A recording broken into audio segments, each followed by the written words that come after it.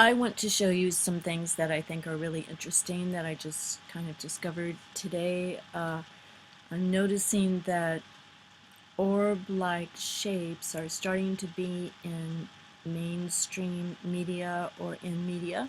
So what I have on the screen here is this video. It's chaotic weather at April events. This is really good video, and I recommend that you watch it. But I just want to show you this beginning. New Zealand, the New Zealand reporter. And watch and see the, there you go. Okay, see all these orb-like things. So that's kind of unusual, and he's talking about things in the sky. Then,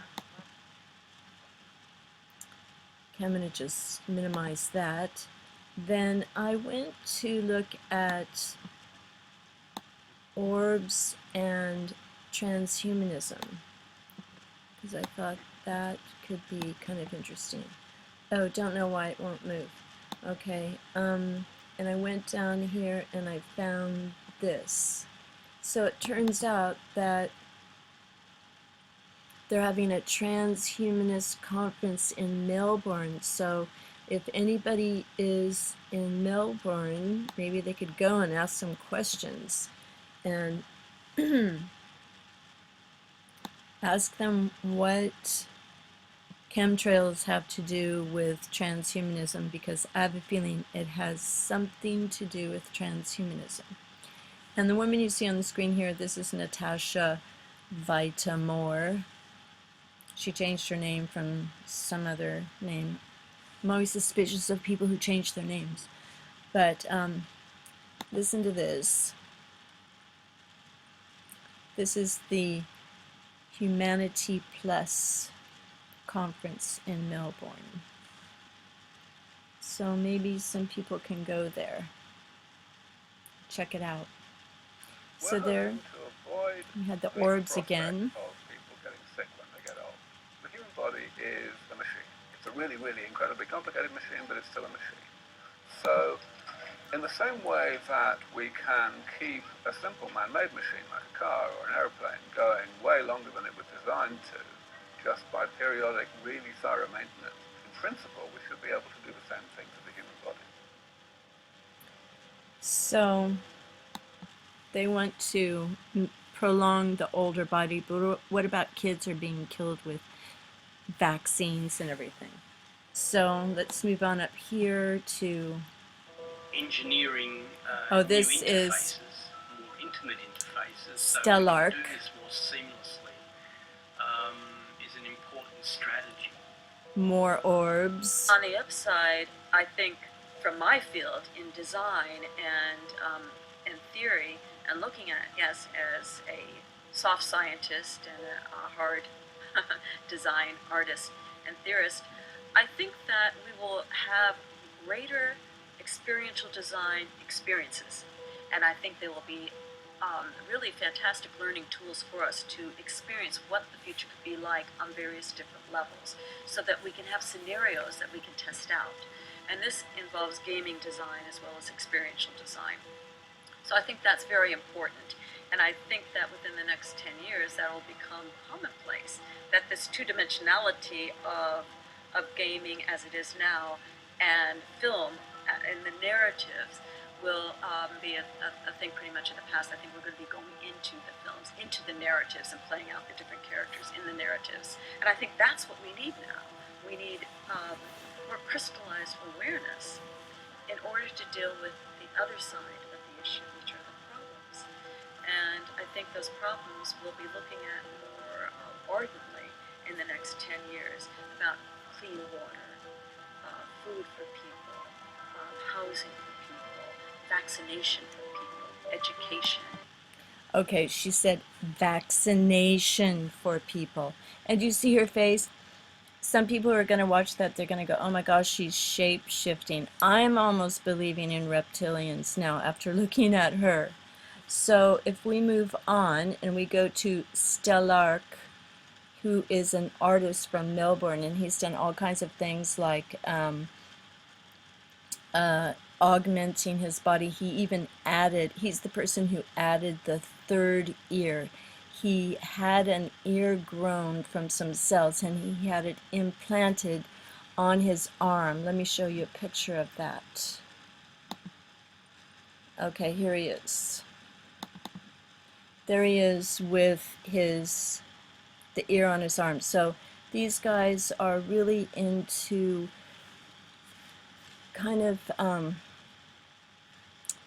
perverting nature in a way, and disrupting nature and playing around with nature, because now they can use genetic manipulation and do all kinds of things that I can't even keep track with at all, but it's kind of creepy. I don't know. It makes me queasy. So I don't know if it's good or not. Okay, we'll put him back there. Then he is up here. He says, Stellark talks about more things. Insertion of these technologies into the body will result in a much more potent subjective experience. Well, I think a lot of these implants and interfaces are now happening for some medical necessity, but increasingly there's the possibility that one might enhance the human body through more direct connectivity. And so, I mean, at the moment we're living in an age of body hacking, of gene mapping, and soon neural jacking. Okay, neural jacking. Some people are experiencing neural jacking now, and supposedly they can hijack your neurons.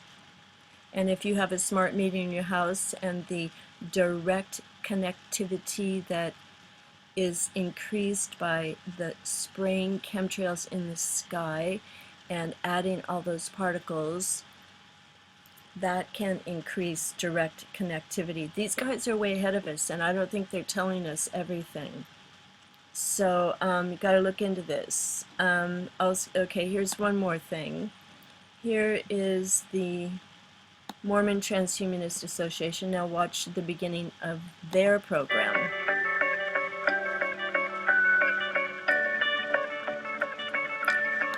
More orbs. There's something about the orbs. I've seen orbs in my photographs also. So if you go to YouTube and you click on, you type in orbs, you can see lots and lots of orbs and documentation of orbs, whatever they are.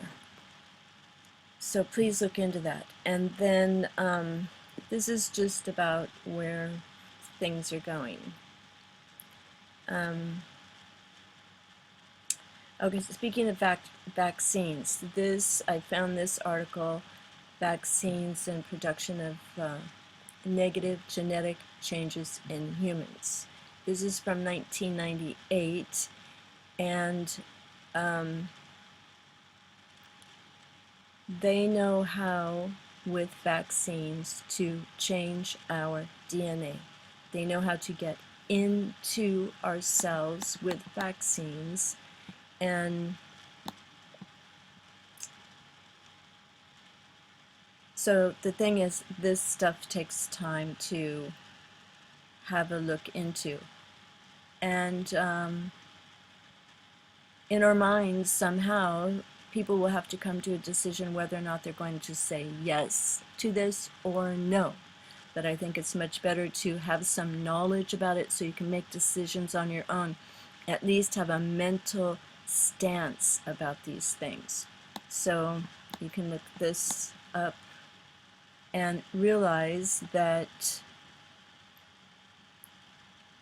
there's a lot more to this than just having these companies make vaccines and say, oh, this is going to help you. Because there's a lot of damage has been done by some vaccines, like they put monkey kidney cells in some of the very first vaccines, and they're way worse now. And then this one, I noticed, I read an article where they said some rice with human genes has been approved.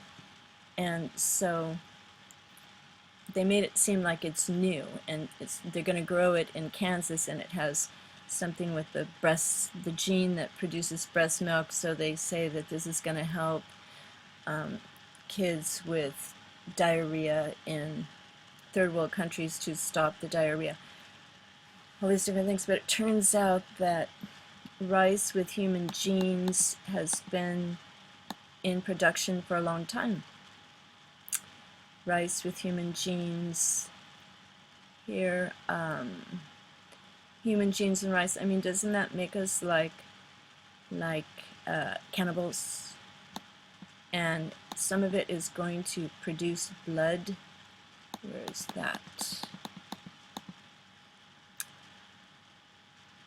Well, at least shouldn't it be labeled so we can decide if we want to eat rice with human genes?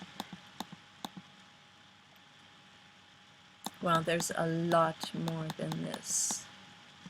A lot more than just this. Okay, here, genetically modified rice to produce human blood. Oh, it's so disgusting. It's really repulsive, and even if people say, oh, this is for the good of people and it's going to save lives, it's going to kill a lot of people too, because it's just like the nuclear Fukushima thing. This is out of control. Human beings don't know what they're doing. And they've opened like 1,000 Pandora's boxes. So watch out for Orbs. Check into that. And be a voice. Be a voice somehow. And notice your surroundings and what's happening. Otherwise, these weird people who want to move into this new territory, it seems like they're taking the lead and they're deciding for us. So I don't know what we can do, but seems like end times. But who knows? Okay, well, educate yourselves. Okay, thank you for watching.